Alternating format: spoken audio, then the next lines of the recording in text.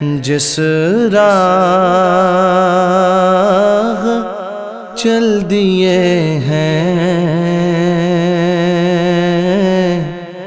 کوچے بسا دیے ہیں۔ السلام علیکم ورحمۃ اللہ وبرکاتہ۔ الحمدللہ وکفیٰ وسلام علی عبادہ الذین اصطفیٰ، اما بعد فاعوذ باللہ من الشیطان الرجیم، بسم اللہ الرحمن الرحیم۔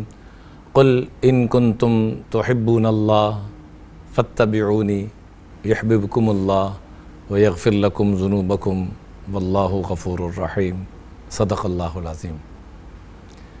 محترم ناظرین، آج کا ہمارا موضوع اتباع رسول صلی اللہ علیہ وآلہ وصحبہ وسلم ہے، اور کیوں نہ ہم اتباع کریں۔ قرآن پاک میں اللہ تعالیٰ فرماتے ہیں قل ان کنتم تحبون اللہ، اے میرے پیارے محبوب علیہ الصلاۃ والسلام، اپنی امت کے اندر یہ اعلان فرما دیں ان کنتم تحبون اللہ، کہ اگر تمہیں اللہ سے محبت ہے، اللہ سے محبت کرنا چاہتے ہو، فاتبعونی، تو میری اتباع کرنا لازمی ہوگی۔ یہ آیت المحبہ بھی اس کو کہا جاتا ہے کہ محبت کی آیت۔ اگر اللہ کی محبت چاہتے ہیں تو اتباع رسول صلی اللہ علیہ وآلہ وصحبہ وسلم یہ بنیادی چیز ہے۔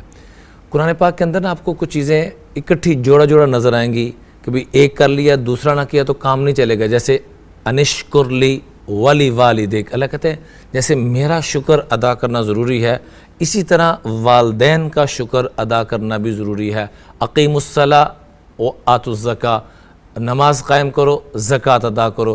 اسی طرح میں اطیع اللہ و اطیع الرسول، جہاں میری اطاعت ضروری ہے وہاں میرے محبوب کی اتباع اور اطاعت بھی ضروری ہے۔ اس لیے قرآن پاک میں آپ کو جگہ جگہ نظر آئے گا جہاں اللہ اپنے نام کا ذکر کر رہے ہیں وہاں مصطفیٰ علیہ الصلاۃ والسلام کا بھی تذکرہ کر رہے ہیں کہ جتنی میری اتباع ضروری ہے اتنی ہی میرے محبوب کی اتباع بھی ضروری ہے۔ چنانچہ آپ اذان میں دیکھیں اشہد ان لا الہ الا اللہ اشہد ان محمد الرسول اللہ، اقامت میں دیکھیں اشہد ان لا الہ الا اللہ اشہد ان محمد رسول اللہ۔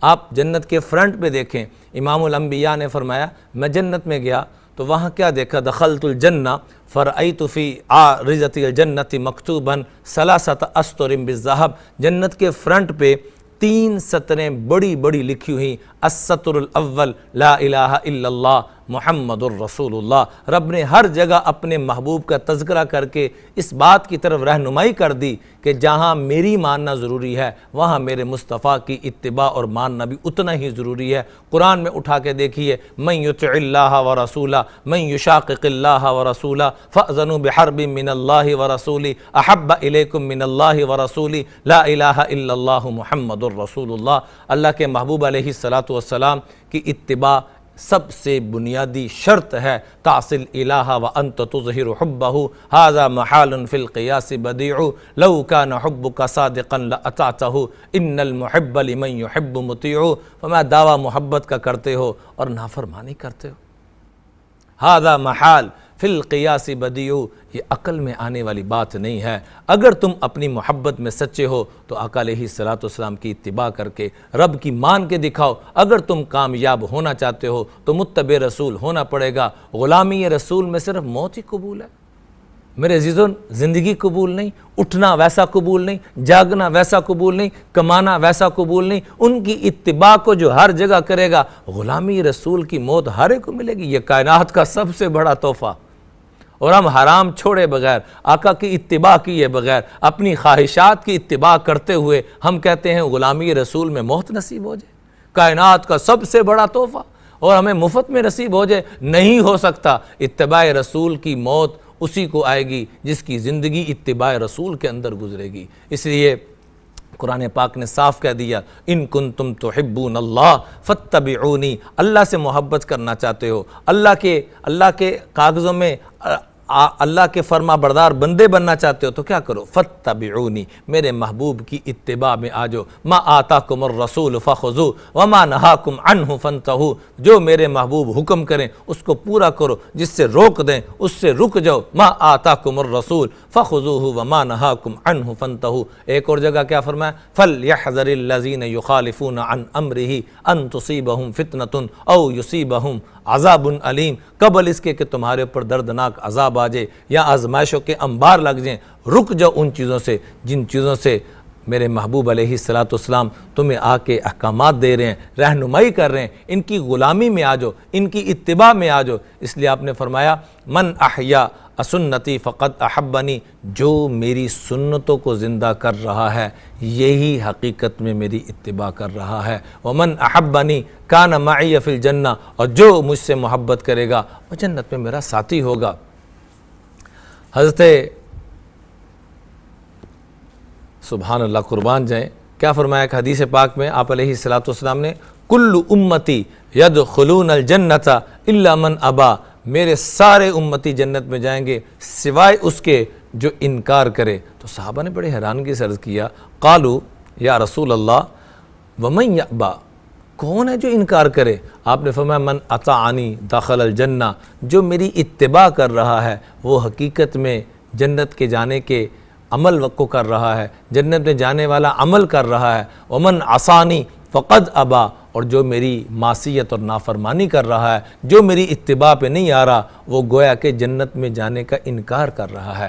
جنت میں عمل کو چھوڑنا، جنت والے اعمال کو چھوڑنا، گویا کہ اپنے عمل سے یہ ثابت کرنا ہے کہ مجھے جنت میں جانے کی ضرورت نہیں۔ ایک مرتبہ حضرت ارباز بن ساریہ رضی اللہ تعالیٰ عنہ بڑے مشہور صحابی ہیں، فرماتے ہیں وعظنا رسول اللہ صلی اللہ علیہ وسلم، واضح و نصیحت فرمائی ہمارے آقا علیہ السلام نے، اور ایسی واضح و نصیحت کہ موعظتاً وجلت منها القلوب، ایسا خطبہ ارشاد فرمایا کہ دل کانپ اٹھے، وذرفت منها العیون، اور آنکھوں سے پانی آنسو بہہ رہے ہیں۔ فقلنا یا رسول اللہ صلی اللہ علیہ وسلم فکأنها موعظۃ مودہ، ایسا جیسے کوئی آخری انسان اپنی وصیت یا درد دل پیش کر رہا ہو، تو یوں لگ رہا ہے کہ جیسے اتنی کیفیت عجیب کہ آنکھوں میں آنسو، اور درد دل کی سب کی کیفیت ہی چینج ہوگی۔ آپ واضح و نصیحت فرما رہے ہیں، اس کے باوجود قلنا یا رسول اللہ، اس حالت میں کہ آنکھوں میں آنسو اور دل کانپے ہوئے ہیں، عرض کیا اللہ کے رسول صلی اللہ علیہ وسلم اوصینا، ہمیں مزید کچھ وصیت فرمائیں۔ تو آپ نے بتایا کیا فرمایا، اوصیکم بتقوی اللہ، تو میں اللہ کے تقوی کی وصیت کرتا ہوں۔ تقوی قرآن پاک میں 250 مرتبہ ہے، بار بار بار بار تقوی۔ تقوی کسے کہتے ہیں کہ گناہوں سے بچنا، اور پھر خاص طور پر حسنین کریمان سے پوچھا گیا گناہ تو سارے ہی بڑے برے ہیں، خاص طور پہ کوئی ایک گناہ ایسا بتائیں کہ سارے صحابہ نے حضور کے قدموں میں بیٹھ کر تقوی سیکھا۔ آپ وہ ہستی ہیں جنہوں نے آقا کریم علیہ السلام کے کندھوں پہ بیٹھ کر تقوی سیکھا، کس گناہ سے خاص طور پہ بچا جائے؟ تو آپ نے فرمایا اللہ ترا نفسک خیرا، وہ گناہ جس نے بڑوں کو تباہ کیا، اس گناہ سے خاص طور پہ بچنا۔ اور وہ گناہ کیا ہے کہ اپنی ذات کی کوئی خوبی کبھی مت دیکھنا۔ اللہ ترا نفسک خیرا، اپنی خوبی نہ دیکھنا، دوسروں کی خامی نہ دیکھنا۔ یہ اتنا بڑا عمل ہے، جس کو یہ نصیب ہو گیا اس کو اللہ کے تعلق کی وہ نسبتیں عطا ہو جائیں گی کہ جس کا میں آپ سو نہیں سکتا۔ تو آپ نے اس موقع پہ کیا فرمایا، علیکم اوصیکم بتقوی اللہ، اللہ کے تقوی کی وصیت کرتا ہوں، والسمع والطاعہ، اور جو سنو دین کی بات اس پہ ضرور اطاعت کرو، اس پر ضرور عمل کرو۔ وَإِن تَأَمَّرَ عَلَيْكُمْ عَبْدٌ، اگر تمہارے اوپر غلام بھی امیر بنا دیا جائے تو اس کی بھی بات کو ماننا، اس کی بات کو لے کر چلنا۔ میں اس چیز کا تمہیں حکم کرتا ہوں، وَإِن تَأَمَّرَ عَلَيْكُمْ عَبْدٌ فَإِنَّهُ مَن يَعِيشُ مِنْكُمْ بَعْدِي، میرے بعد میں آنے والوں مجھے آپ کو حکم دیا، فَسَيَرَى اخْتِلَافًا كَثِيرًا، بڑے اختلاف تم دیکھو گے۔ اس وقت کیا کرنا، کیسے بچ سکو گے کہ کدھر جائیں، ادھر جائیں کہ ادھر جائیں؟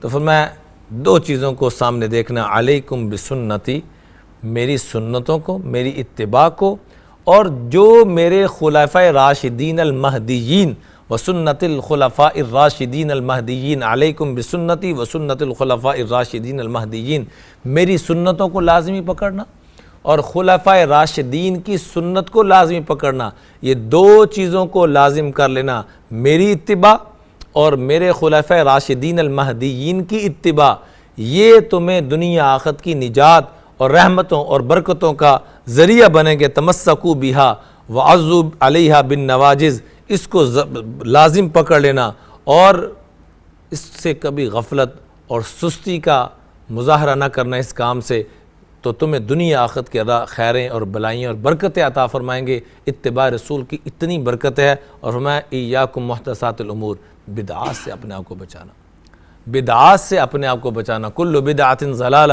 وکل ضلالۃ فی النار۔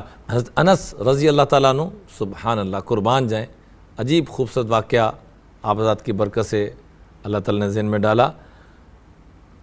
کہتے ہیں فما زلت احب الدبا، کہ میں ہمیشہ کدو سے پیار کرتا رہا، کس وجہ سے؟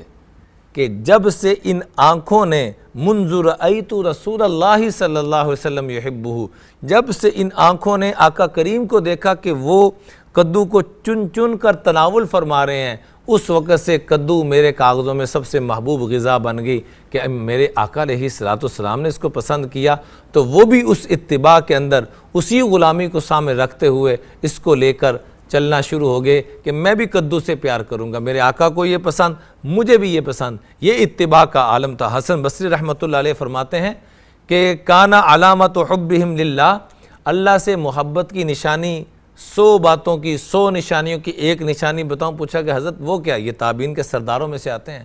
فرمایا اتباع سنتی اتباع سنت رسول اللہ، اللہ کے محبوب علیہ الصلوۃ والسلام کی سنتوں کی اتباع کرنے والا یہ اللہ سے اعلیٰ درجے کا پیار کرنے والا ہے۔ یہ حضرت حسن بصری فرما رہے ہیں۔